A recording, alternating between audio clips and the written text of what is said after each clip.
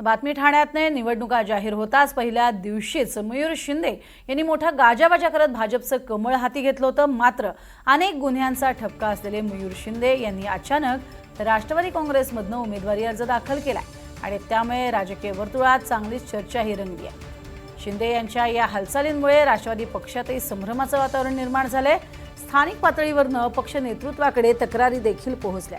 या घटनेमुळे आगामी निवडणुकीच्या पार्श्वभूमीवर राजकीय समीकरणांवर देखील परिणाम होण्याची शक्यता आहे।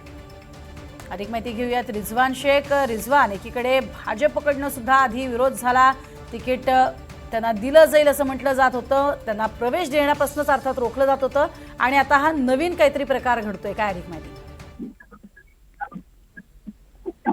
आपण जर पाहिलं तर काही दिवसापूर्वी मयूर शिंदे यांनी जागावाजी करून भाजपमध्ये पक्ष प्रवेश केला होता, परंतु ज्या पद्धतीने प्रवेशाच्या बाबतीत पहिली यादी जाहीर झाली त्यामुळे मयूर शिंदे यांचं नाव त्या तिकिटामध्ये नव्हतं, त्यामुळे कुठेतरी मयूर शिंदे यांनी पुन्हा भरवापसी केलेली आहे की राष्ट्रवादी काँग्रेस पार्टी अजित पवार गटातून त्यांनी उमेदवारी अर्ज दाखल केलेला आहे। आपण जर पाहिलं तर मयूर शिंदे यांच्यावर अनेक गंभीर स्वरूपाचे गुन्ह्याच्या अपघात त्यांच्यासाठी सांगण्यात आलेला आहे। खंडणी असो, हत्या असो, अशा प्रकारचे गुन्हे जे आहेत ते मयूर शिंदे यांच्यावर दाखल आहे। त्यामुळे आता ज्या पद्धतीने